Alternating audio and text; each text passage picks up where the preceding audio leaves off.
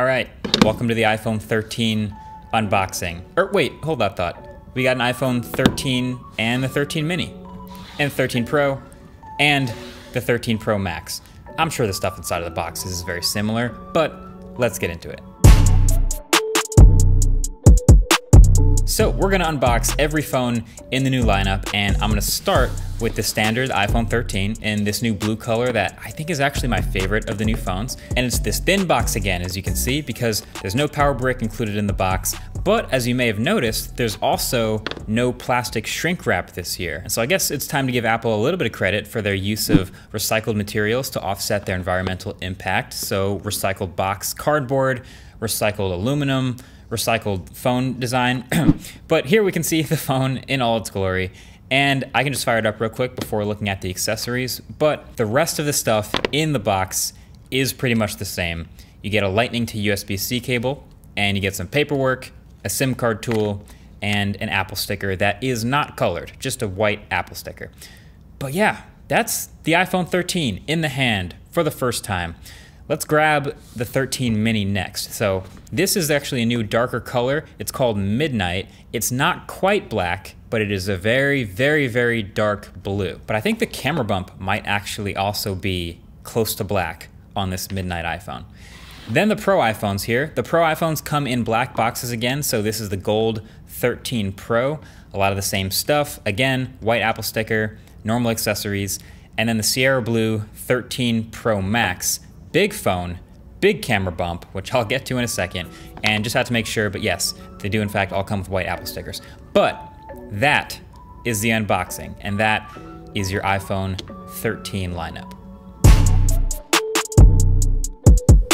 So by the time you're watching this, I have been testing these new iPhones for the better part of 5 days now, which not quite enough time for a full review, but definitely enough for some solid first impressions. So that's what I'm gonna give you today. Also, make sure to subscribe to be among the first to see the full reviews when they drop. And also let me know which one you wanna see reviewed first. But yeah, from the outside, it looks almost identical to last year's phone, and in the hand, it feels almost the same too. Although it is a 1/4 millimeter thicker, which I don't notice at all, but then also about 20 grams heavier, which I do notice. Not by much, but I did notice because I'm so calibrated to the 12. Now, most of this extra heft is from a slightly larger battery capacity. And the more I use these phones, this is starting to be interesting, the more I'm starting to think that this may be the most underrated new change on these iPhones.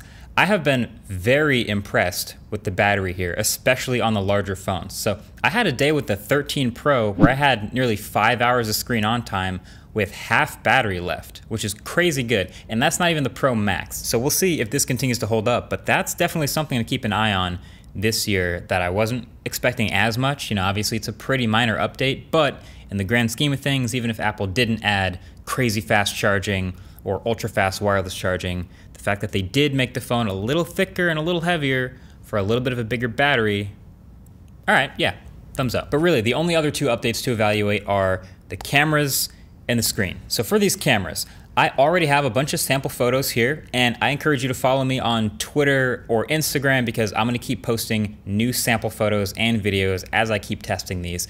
But overall, my impression so far is still a great set of cameras, especially in broad daylight, of course. And the bigger improvements will be seen in more edge cases like low light, fast moving subjects, etc. Definitely gonna shoot some more of that type of stuff. But the star of the show really is all the sensors are bigger and better, and they're still 12 megapixels each, but that ultra wide in particular looks much better with the sharpness across the whole frame. And I'm pumped that the new telephoto on the Pro is 3x, slightly better than the 2.5x on the Pro Max last year. And again, a larger sensor. But that's why all these cameras are so massive on the back of the phones too. It's of course an aesthetic change between this year's phone and last year. The cameras are also now diagonal on the 13 and 13 mini, not just to look different, but to fit that new hardware. And it's just an overall bigger camera bump that's super duper thick. Damn, boy, he's thick! I do already have a couple quirks, things that I've noticed about these cameras though. One, ProRes. So these Pro cameras, the 13 Pro, 13 Pro Max, were supposed to have ProRes video, super high quality codec that's used all the time in the video world. It's not here. It's not here yet, anyway. This is a coming soon feature that will apparently be pushed sometime with a software update. Again, I can't evaluate it. It's supposed to be here, but it's not.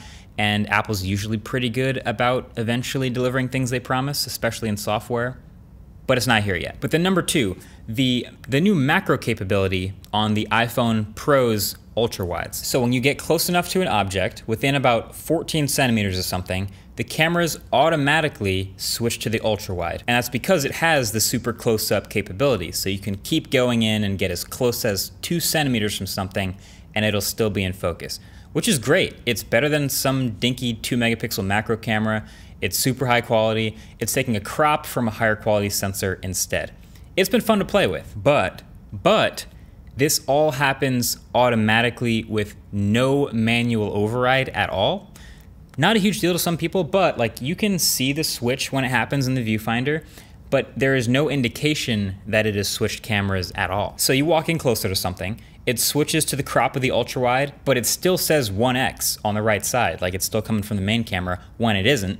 But now all the natural bokeh from the primary camera's focal length is gone, and it doesn't let me switch back. That's the thing. I can hit the 1x all I want, nothing happens. And that's the difference between getting this and moving 1 inch closer, auto switching, and getting this. It just looks worse. Now, maybe they do that automatically to prevent some of the fringing that can come with close-up subjects from these larger primary sensors. But on a Pro phone, I would like at least to be able to hit the 1x button and switch back to the primary sensor. Just give me the button for the control. Small complaint though. But then also there is the new cinematic mode, which is on all of the phones. And it is a software feature, but it is so processor intensive that it's only going to be on iPhone 13 and later. It's not coming to older iPhones. But this was described on stage as focus rocking and AI-based face tracking for shooting more cinematic videos. I think this is going to look like, to regular people, like video portrait mode. So first of all, in the camera modes, it's got its own dedicated swipe over panel. So there's portrait photos, then regular photos, then regular videos, then cinematic mode, which immediately applies the fake extra depth of field. Now, there's way more manual controls, so I'm thinking maybe I'll try to shoot a whole video or something with this to see if it's worth your time for people trying to make videos on the iPhone. But for now, for normal people getting this phone, yeah, that background blur is gonna get the most attention. It's like video portrait mode. So I got a lot of camera testing to do. But you know what didn't take me very long to evaluate is the new screens. So they're all the same size as last year, but they are brighter. They've got a slightly 20% smaller notch thanks to the movement of that earpiece up top. And the Pro versions now have 120 Hertz ProMotion. So the smaller notch, it's all right, I guess. To my eye, honestly, it makes almost no difference because you don't actually get much screen real estate back. Apple didn't even have the courtesy to add an option to see the battery percentage up there in the status bar or do anything with the extra screen real estate. The 120 Hertz ProMotion though, it's legit, it's amazing, it's very nice looking, and it's about damn time. And I'm gonna probably say the same thing again when it finally comes to the Pixel 6, also this year. But yeah, it's about time. Now to be fair, Apple's had, in my description, some of the smoothest feeling 60 Hertz phones of the past, but the second I unlocked the 13 Pro for the first time out the box and I could see that high refresh rate, I loved it. I mean, you can see my actual real-time reaction in the BTS video that we just dropped on the studio channel. But it looks great. Super smooth animations, and pretty much every single app and every single animation, even pre-launch of the phone, is moving at 120 Hertz right off the bat. Even the classics like Instagram and TikTok that still need to get updated to look correct on this barely released phone are 120 Hertz. But yeah, high refresh rate for the win. It won't translate here, of course, on camera in this 30 FPS video. But yeah, you'll have to trust my words. It's really good. Even now, better than the iPad Pro because it's OLED now. It's 120 Hertz, HDR, OLED. It's beautiful. Aside from that, here's some A15 Bionic Geekbench scores just to sort of round out the initial impressions. It's obviously a very fast chip. It is a little bit of a bump over last year. There you go. But that sort of rounds up my initial thoughts on the iPhone 13s. A lot of friends are asking, should I update? Is it worth it? Even though it's a small update over the 12, maybe they have an older phone, should they get this phone? First of all, friends, wait for the full review. It's coming very soon. That'll have all the details. But yeah, it is such a minor set of changes that I think if you were thinking about getting the 13 specifically, then you might consider a freshly discounted 12 because the phone is so similar and it just dropped now that the 13 came out. With the mini, the battery life on the smaller one was bad, so maybe you'll get the 13 mini instead with the better battery life. And with the Pros, of course, there's 120 hertz to consider, but overall, for people with older phones like iPhone 10s, iPhone 8s, any older phone, this represents a solid, now a good buy again. And hey, if you do get the 13, you might as well protect your investment. I mean, that 1 terabyte iPhone 13 Pro Max costs $1,600. Wouldn't want that to crack on the first week, would you? Shout out to the D-Baron grip case. No better way to protect your investment. I'll link that below. But let me know in the comments, what stuff do you want to see covered in detail in the full review? And also, which one should I review first? I have a feeling it'll probably be the 13 standard, but let me know anyway. We'll check those out.